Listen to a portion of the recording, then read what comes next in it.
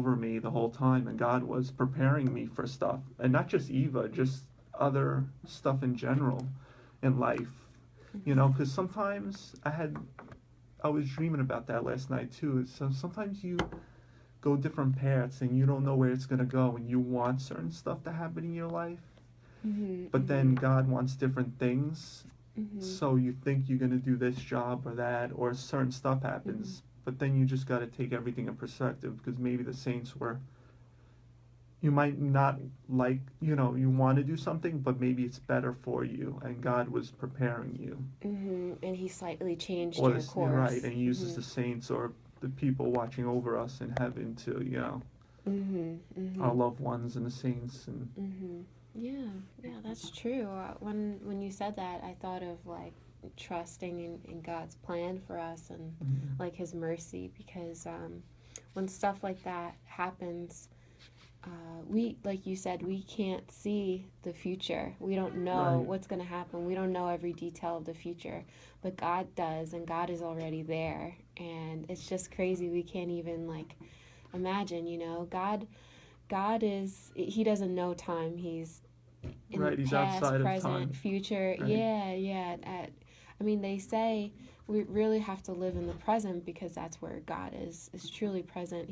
If we worry about the future or the past, it's not gonna help us, because we're living in the present. Right. So God is right here with us. And all of human history too. So people living back then, and in the Bible days, or the Egyptians or whatever, and even us today, we all had to live in the time that we had to live, and we're born in the country and where we had to live, and we have to do our best to get through that, even if the world is bad, or we're born, let's say, in a country, that there's no freedom, or where, and God is outside of that. So we got to do our best in that time where we live, where God sends us.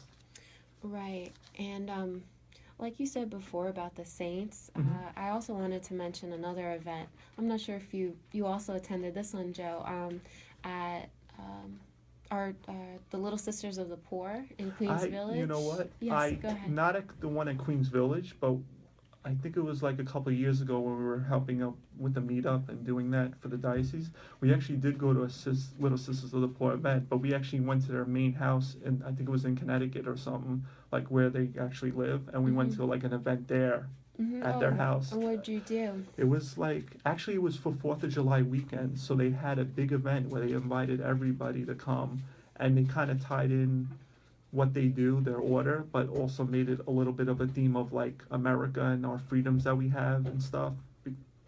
Kind of like keeping our freedoms, religious freedoms, and our Constitution. So it had that kind of like theme to it also like a funness, because we're celebrating our birth, our independence. So they had like a big event that day with speakers and music, and it was a really awesome event, and they had food. Oh, wow. And we So got it's to like meet a all the Little barbecue. Sisters of the Poor, and they were all there running the event. So I did go to one of their events, but it was more like one of their bigger ones at their actual where they live. It wasn't in New York, but it might have been in Connecticut or New Jersey. I'm not sure where, but That's cool. But it was fun. Yeah. We went with a whole bunch of people. Wow, I think Father Colio, who used to be the priest in Hicksville, and I think last time I checked, he's still in Freeport, but he was the one that told us about it, and we actually all met at the Freeport church and took the bus and went. And it was fun. It was a fun day. Yeah. That's great. And then you guys came back the same Yeah, day? the bus took us, actually went to Freeport Church, which I don't remember the name. I should, but yeah. It's okay. Yeah. I think it's Holy Redeemer. Holy Redeemer, yes. Yeah, That's it. it's okay. Yeah, that's great. And they also have perpetual adoration there too, which is really wonderful. St. How Catherine's. was your event that you went to? Oh, for the Little Sisters? Oh, the Little Sisters? Queens, right? No, I was just I was gonna say that there's a great event coming up. Oh, okay. I haven't attended yet, but it would be cool to go this year. They have on Halloween on October 31st, All Hallows Eve, they have an event highlighting the saints. So they're going to have relics and prayer, and they're going to have fellowship afterwards. Oh, okay. So it's cool because it highlights the saints, and because that's the real meaning. Like Halloween has become like a holiday that commercials have made, like commercialism has made up. But like you said, it's really in the Catholic faith, so it's Preparation to for- give thanks to our loved ones, that all saints and the loved ones that passed on before us. Right. Right. Yeah. And then it kind of Mhm. became like this fun little thing, like Yeah. kids dress With up all the and all candy. that. But another side note, I don't want to go off, It's, but it's, just to it- educate it's the okay. listeners, Yes. what people don't realize, how in Mexico they have the big holiday near Halloween where they all dress up and so like skulls and stuff Oh, like the that. Day of the Dead. Day of the Dead. You know where that came from? It actually came from the ancient Aztec religion, or the ancient Aztecs before the Christians went to Mexico. The ancient Aztecs, right? So their beliefs in their gods and stuff, they combined that when the Christians came and the Catholics, they started to teach them that. And that the Day of the Dead is a combination of their beliefs in going back to their respect for the Aztecs, their culture from back then, combined with the Catholic. That's what the Day of the Dead became. So it's a combination of Catholic rituals and the Aztec putting them together, and that's why they celebrate that day. So a lot of people don't realize that. Oh, so It's a combination of both influences together.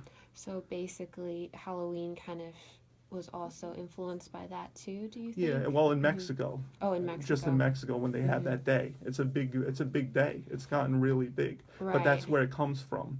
The Catholic influences after post Aztec, which was the original, when the Christians We came. have to be careful because I think they're celebrating the culture, but also, we don't want to be worshiping other gods I know, within but that. I just thought I'd give a little nugget of Yeah, that's interesting. I mean, I never knew about that. of where yeah. different cultures, and I suppose as And- far as Halloween and saints and Yeah, stuff. and I know other cultures too have that mixing, like I think Dominican or the other Right, other South cultures, American South or American cultures. Caribbean. I mean the Caribbean. island countries. Yeah. Yeah, the island countries. So great. Yeah, so I wanted to mention that great event, and that's at 7 p.m. On October 31st. All are welcome. It's in Queens Village. It's at the St. Anne's Novitiate, and it's an elderly home, basically, where there's little sisters in training that are Cool. preparing Yes, to be they're preparing, right, to take their vows. and it's also a elderly home where they assist and take That's care good of to help people. the elderly poor. That's awesome. I Mhm. think that's really good. Yeah, and they feed them, they take care of them, and it's really a loving, really great place. Because a lot of it too is as you get older that you have to still feel engaged and have a passion and keep your mind going. So that's great that they do that. Yeah, they have other elderly that live there. They interact with the sisters that are so loving. There's mass. There's a chapel with the tabernacle right inside of the place. Yeah. So there's a priest that comes and says mass, the evening prayer. So it's really wonderful. They have paintings and really comfortable statues, and they really do take care of them so well. So it's a great example for us to be loving towards Yes. others too. Everybody we And meet. it comes with your family first. You have to be loving to your people in your family that are becoming older before it starts at home, right? Right. And then you could help other people.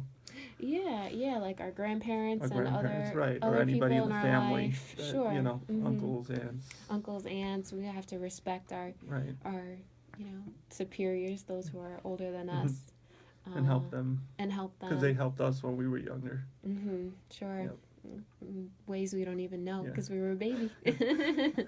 So yeah, let's play a little song actually to just break it up, and we'll talk. We'll continue talking about Our Lady of Fatima and the Miracle of the Sun. I have some information I would love to share with our listeners. Let's play the song "Reckless Love" by Kobe. I could help look it up in the meantime, but just go over because you were going to talk about the Lady of the Sun too. So if you want to say well, we're getting that read the song. prayer, yeah. Thank you. So let's see. Okay. What's the name of the song? It's called Reckless Love? Reckless Love. Yeah, it was By actually Toby Mac? not by my Toby Mac. It's by like Cody, I think, or Kobe. I heard it for the first time. COBY Yeah. or K like Kobe Bryant, like the basketball player. I think it's by C. Yeah, yeah. I'll come in and show that. Hold on 1 second. Caterina's just getting the song ready, so just bear with us. I just thought of it.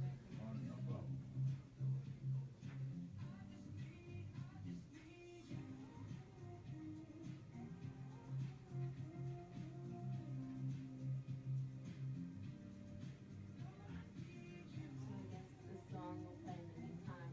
Okay. Oh, this one. Yeah, Corey. This one. Okay. To come out with this for You want to play now? Yeah. Okay, no problem. Thank you so much.